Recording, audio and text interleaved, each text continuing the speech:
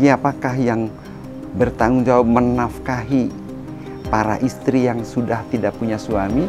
Itu para pemimpinnya.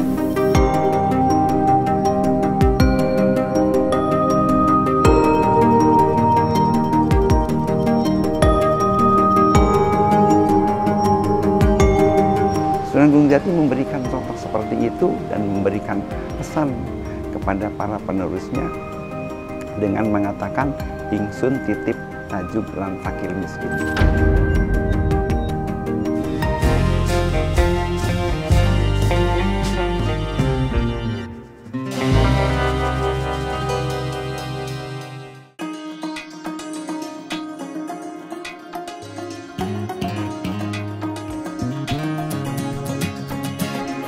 Masyarakat Cirebon menaruh harapan pemimpin yang terpilih pada pemilu 2024 bisa meneladani cara kepemimpinan Sunan Gunung Jati. Sunan Gunung Jati atau Syekh Syarif Hidayatullah dikenal menjadi sosok teladan dalam kepemimpinannya. Ia adalah satu di antara wali songo yang berhasil menjadi pemimpin politik sekaligus ulama.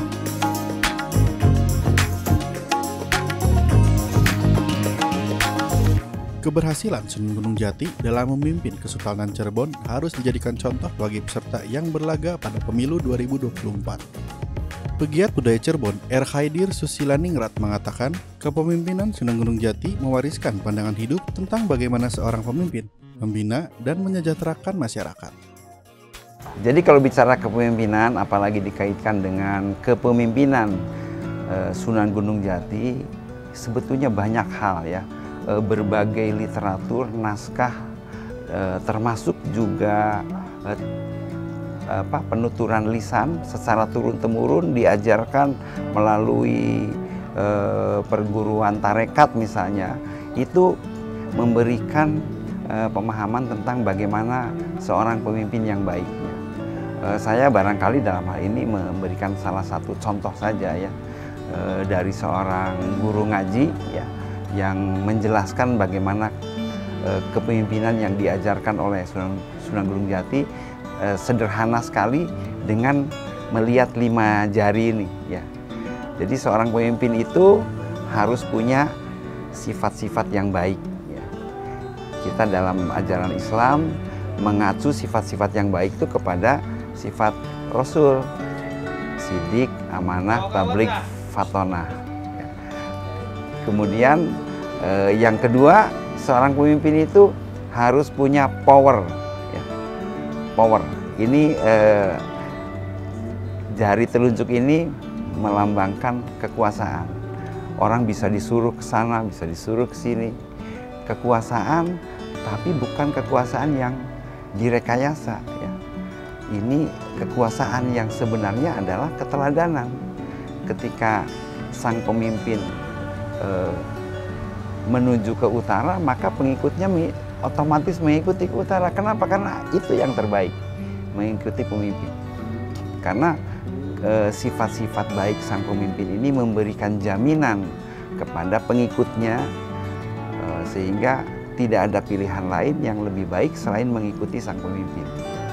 Jadi itu yang kedua, power. Yang ketiga, nah ini nih, yang ketiga jari tengah nih. Jari tengah itu adalah lambang keunggulan. Ya. Ini filosofinya seorang pemimpin, dia harus punya keunggulan dibandingkan orang lain. Ya. Dia memiliki keunggulan yang menjadi modal dalam memimpin masyarakatnya. Harus ada kelebihan. Kelebihan itu bisa berupa kompetensi, bisa berupa keahlian, ya. Bisa berupa sifat-sifat yang lainnya. Kita mengetahui para pemimpin di masa lalu itu mempunyai keunggulan misalnya dari kecerdasannya. Para imam zaman abad pertengahan itu biasanya mereka punya kualitas intelektual yang tinggi, menuliskan beberapa kitab, beberapa naskah yang untuk diwariskan kepada penerusnya. Kemudian yang berikutnya ini, jari ini yang ada cincinnya nih, ya. Ini seorang pemimpin, dia harus tidak ada masalah dengan hal-hal yang bersifat materi. Dia sudah cukup dengan apa yang dimilikinya, ya. Sehingga ketika dia diberi tanggung jawab, diberikan kekuasaan yang besar, dia tidak korupsi, ya. Kenapa? Karena dia sudah selesai dengan dirinya. Dia sudah tidak butuh mengejar materi lagi.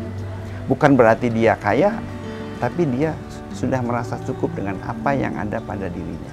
Sehingga kalaupun tanggung jawab dalam kepemimpinannya itu mengelola aset-aset, mengelola keuangan yang besar, maka itu akan dia manfaatkan untuk menunaikan semua tanggung jawabnya dalam mensejahterakan rakyat. Dan yang terakhir, jari yang paling kecil ini, ya, ini seorang pemimpin harus dekat dengan orang kecil, dengan wong cilik, nah, istilahnya. Ya. Jadi 5 sifat kepemimpinan ini yang dijadikan kriteria, ya, yang harus dimiliki oleh seorang pemimpin. Jadi sekarang kalau kita mau memilih pemimpin, amati saja apakah pemimpin yang akan kita pilih itu seberapa jauh beliau ini memiliki 5 faktor kepemimpinan yang penting ini yang diajarkan oleh Sunan Gunung Jati, ya. Makam Sunan Gunung Jati selalu ramai dikunjungi peziarah dari setiap daerah.